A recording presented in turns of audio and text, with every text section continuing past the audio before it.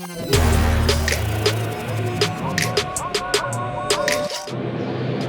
morning. Today is border crossing, Mauritania to Senegal, so we need to be patient. Yeah.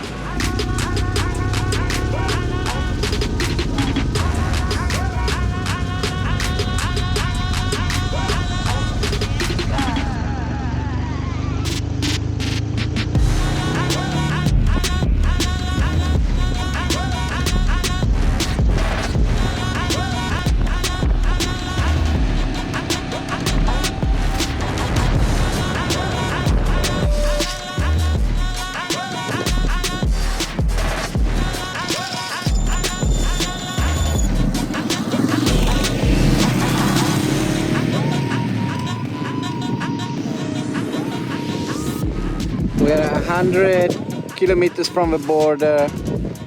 This village is kind of nice. It's quite nice actually. Has no litter around, so these guys did a good job in preservation of the nature and everything. And it's lovely. And this is most probably the last time for me in Mauritania. There is really no reason to come back. No disrespect, but there really is nothing here that Morocco cannot offer.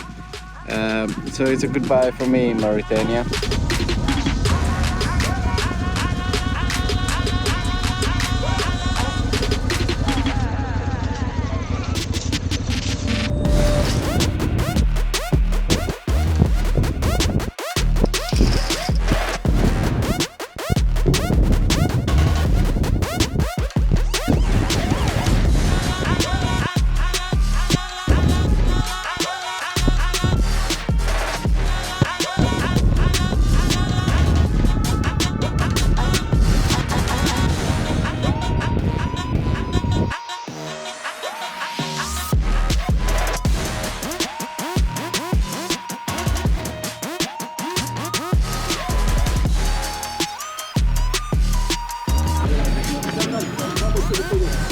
So little regroup at the end of this park natural reserve. I hope we caught the warthog on camera.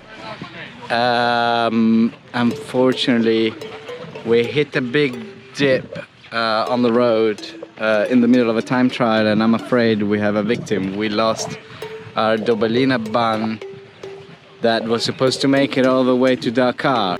Basically, the bumper that I hit was so severe that this one opened. So it means like the chassis flexed so much to make this one just bend, and essentially for this to get out.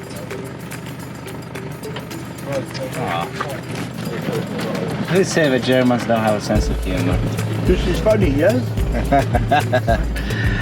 So that's how we lost it, and we lost also toothbrush and toothpaste.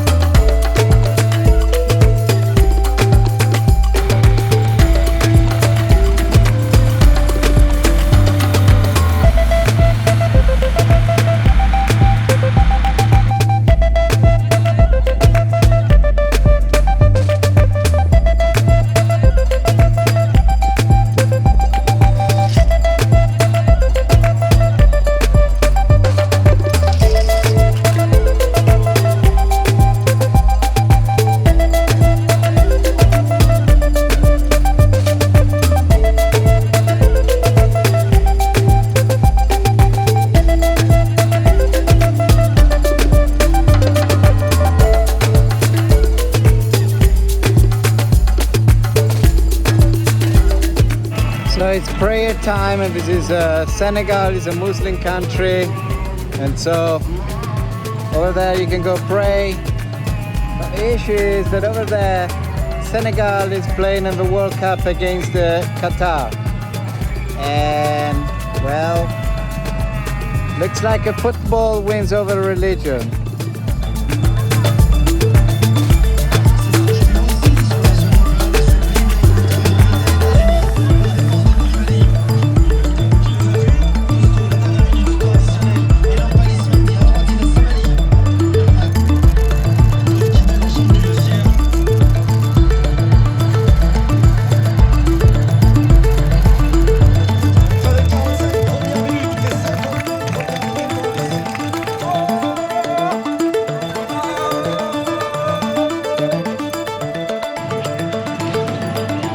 Okay, we arrived in St. Louis. You can definitely see some hints of fresh. You can definitely see some hints of French colonialist architecture style. You can also tell that there are way more money circulating here in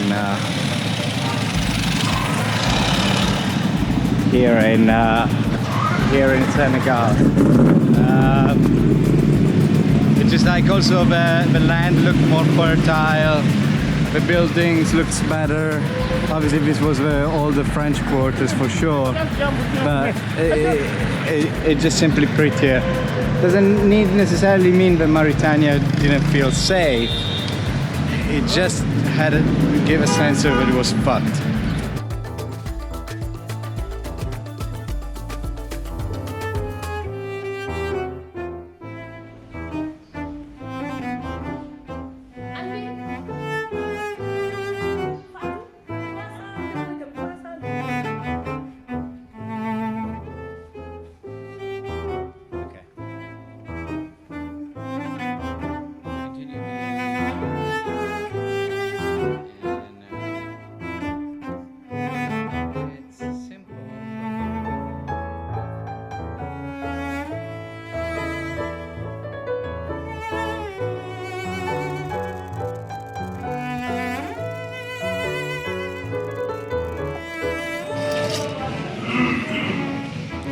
Hi.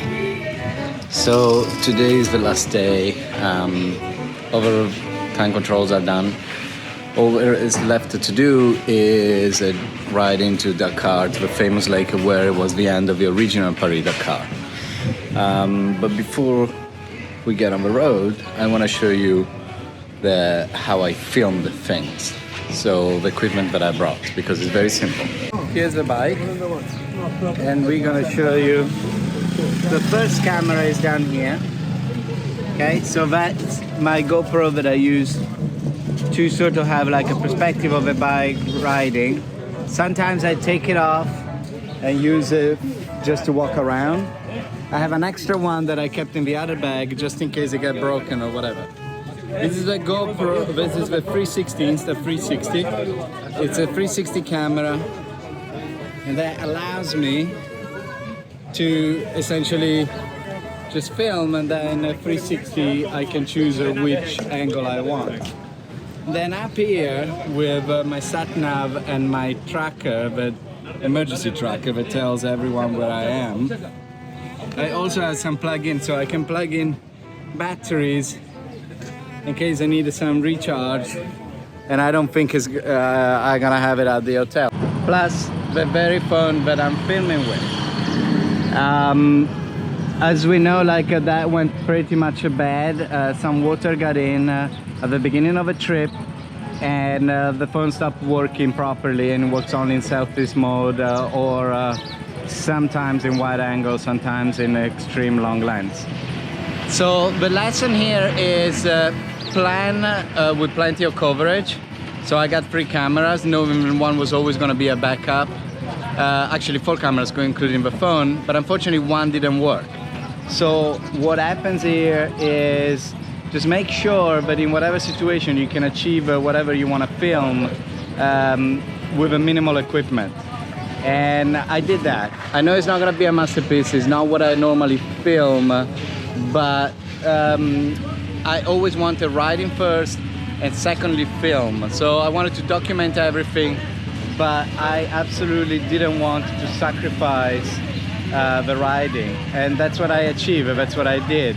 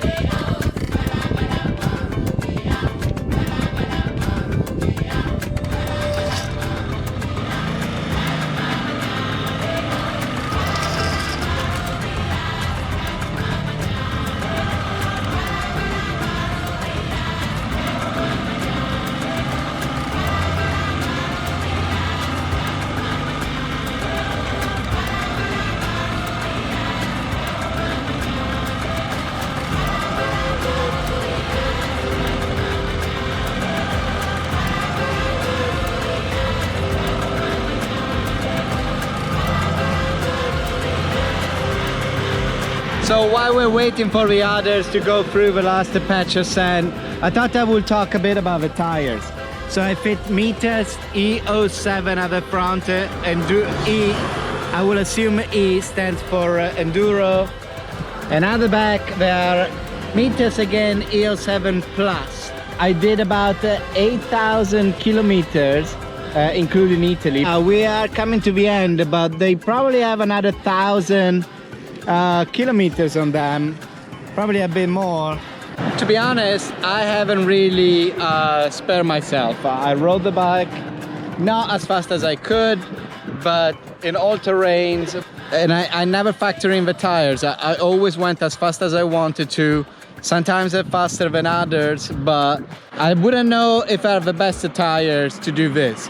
I can tell you that you can go from Milan to Vicenza all the way to Dakar via Nice, Girona, Jerez, Tangier, Marrakesh, all the way down.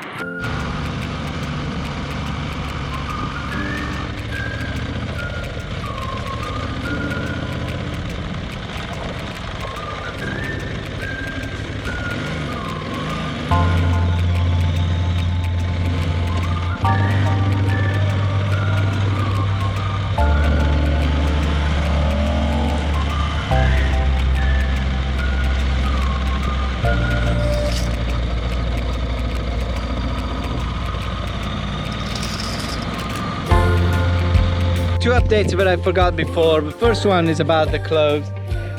It's quite more humid in Senegal, and this is not very transpiring. I can tell you that I'm like sweating, I'm sticky. Fair enough under here because of the armor, but kind of disappointing on the legs and on the arms. I was expecting it to be yeah, I was just expecting to be better. The second update is like it's regarding what I described this morning about how to film it. So the GoPro that is here and the 360 that is there, plus the iPhone. And I can see people asking like, oh, why do you not mount it to the helmet? Okay, I agree, it would have been a better position. But two words, Michael Schumacher. The fact is that you have a little break on the side of a temple or on in front of your chin. I'm not gonna chance it because everything is a daylight robbery. Insurance, medical insurance, helmet, protections, until you actually need them. And when you need them, it's too late to make a choice and go like, oh, I should have spent a bit more money, I should have been more protected. Point being, no, I will not wear a GoPro on my helmet. I just don't think it's safe.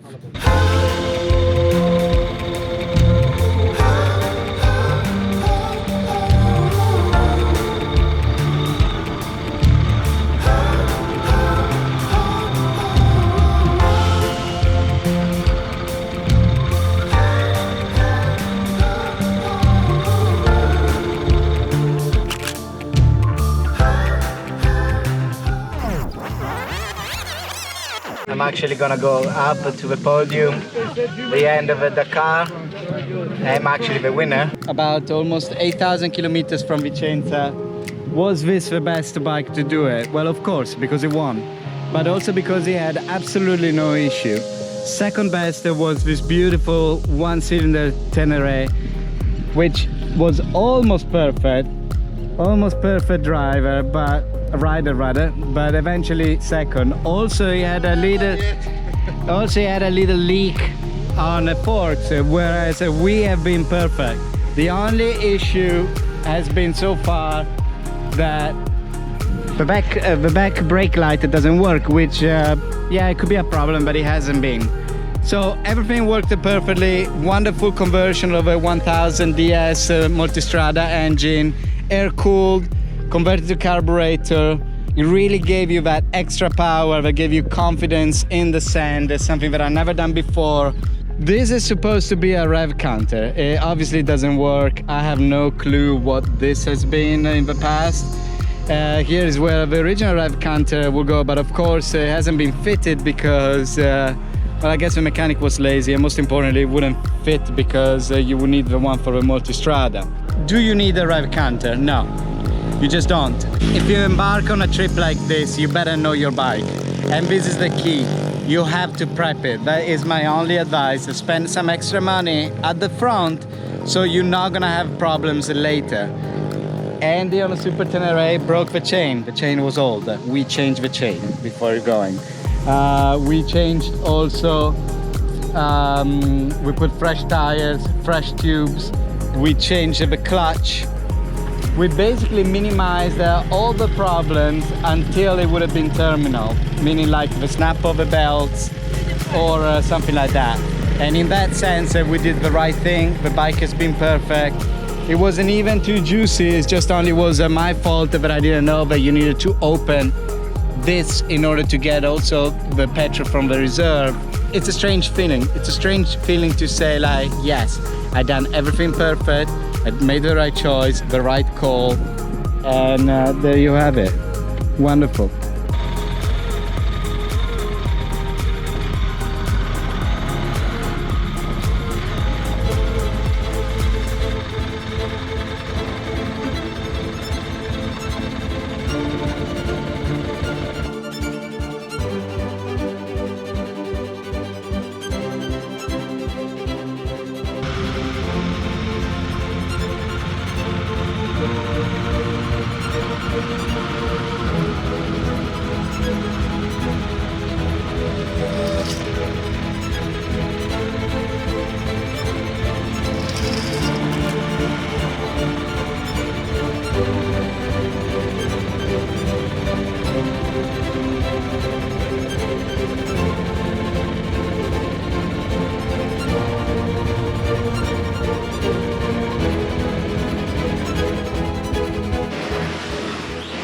Hey you, that's where it ends.